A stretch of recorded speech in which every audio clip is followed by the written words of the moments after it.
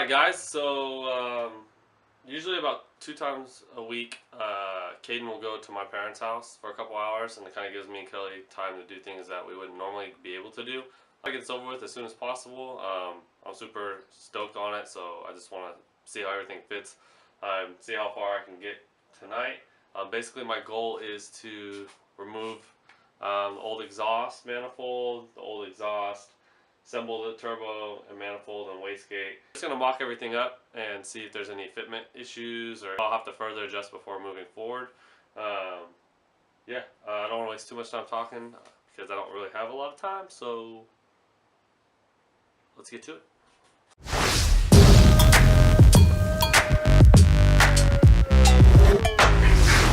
Take the strut bar off. I believe they're 14mm bolts on both sides. So we're going to go ahead and take those off, and then we'll move on to the manifold. Alright, so now that that is off, we're going to go ahead and try to bust this O2 sensor loose first. I believe it's like a 22mm. And then we'll tackle all these guys. I had removed it in the past, so hopefully they're not super tight. You could use like PB Blaster or WD-40 if that's the case, but we're going to hope that that's not the case right now. And yeah. Let's see what we can do. But I didn't take it off yet all the way because I'm pretty sure the only way to get the exhaust off is I'm going to have to unbolt the manifold from the downpipe or header or whatever you want to call it here. I ended up just unplugging the O2 sensor instead of just trying to take it out because I didn't want to look for my 22. So yeah, so now we get to jack the car up. Okay, so now you can see the downpipe is off. I ended up removing the whole entire exhaust because, well, I'm gonna have to anyways. So you can see the exhaust removed here. A little trick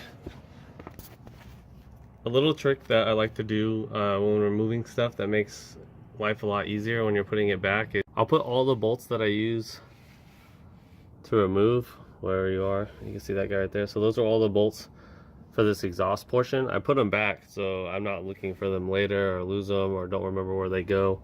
It's just become a good rule of thumb for me because I've worked on so many cars and owned so many cars, and usually when I let other people touch my cars and stuff like that, it's just a mess. It makes it easier to put things back because you can stay a lot more organized. So organized is the key to success.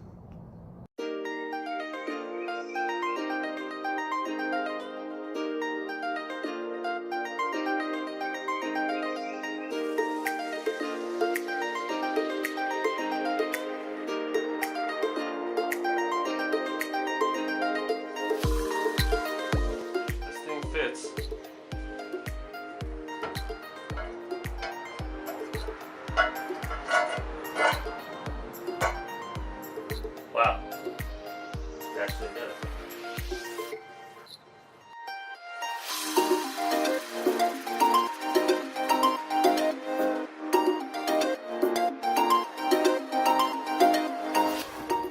Alright, so again, I didn't tighten everything all the way down, I just tightened it enough to where it would hold its place because I didn't put the gaskets and I didn't know if I'd have to take it back off. And I'm just kind of mocking everything up to make the corrections, and then they'll go on for the last time. It seems like everything fits fine. The only thing that's kind of a pain in the butt is you have one nut here and this nut over here. Now it is possible to get to this nut here. I found you have to use a box wrench, which sucks because it takes forever, and you have to come from completely under the manifold, but then you can get to it. And then this one here, the only way to get to it is by making sure that's the first one you put on. So you would make sure everything else is off when you're very first putting the manifold on. You'd barely slip it on so that this is backed off.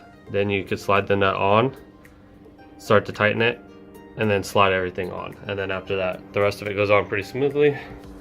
But I'm from working on Volkswagens all the time, so so far this is a breeze. Now we can go ahead and try to fit the turbo. I'm not going to worry about the wastegate right now because I'm going to have my brother help me build the dump for the wastegate. and then we can kind of position it wherever we want for the most part. So not too worried about that. I just want to make sure. I already noticed that where I have my power steering reservoir and the igniter are going to have to be moved, but it's not a big deal. I can probably move them down or whatever because they're in the way of the turbo.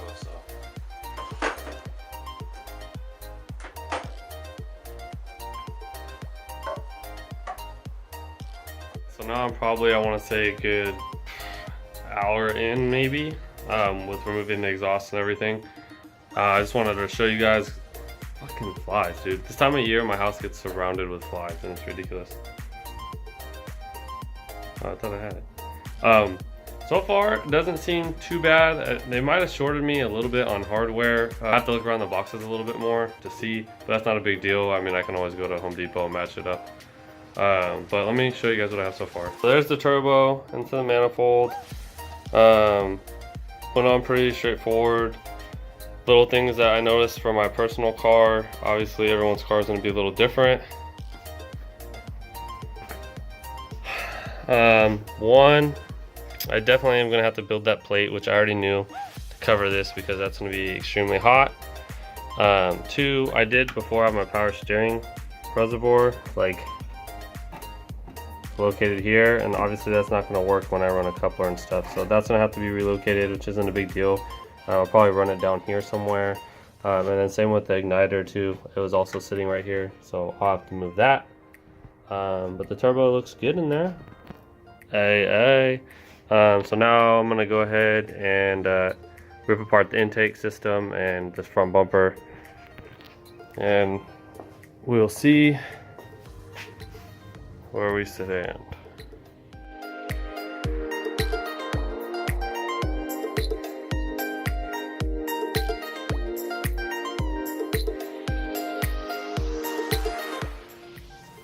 Alright guys, so obviously I'm dirty. It was a couple hours, it wasn't too much work. I still got a couple things to do. You can see the majority of it's on. I have a couple other things I want to do. Like I said, this was just a mock-up, so it's all going to end up coming back off. Gaskets are going to go on, bolts are going to get tighter. But for the most part, it fits very well. The only issues I really ran into were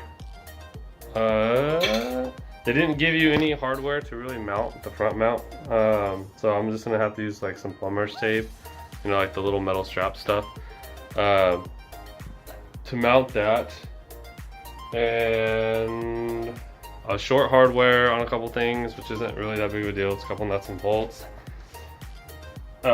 which I'll have to do anyways for like when I tap the oil pan, so whatever. This was the only issue really. So this is the factory map, and the coupler that they give you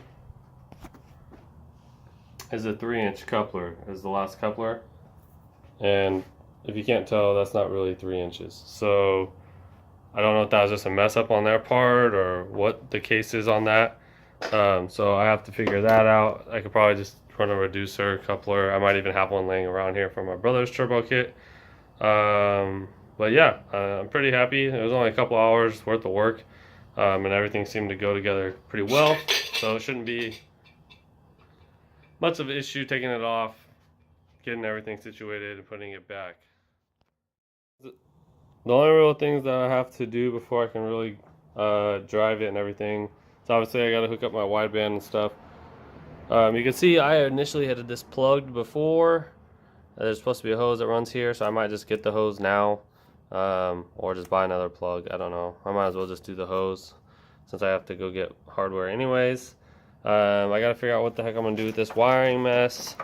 Part of me wants to just pull apart the harness and do all that shit, but the other part of me wants to drive the car sooner than later. So I'll have to tackle that.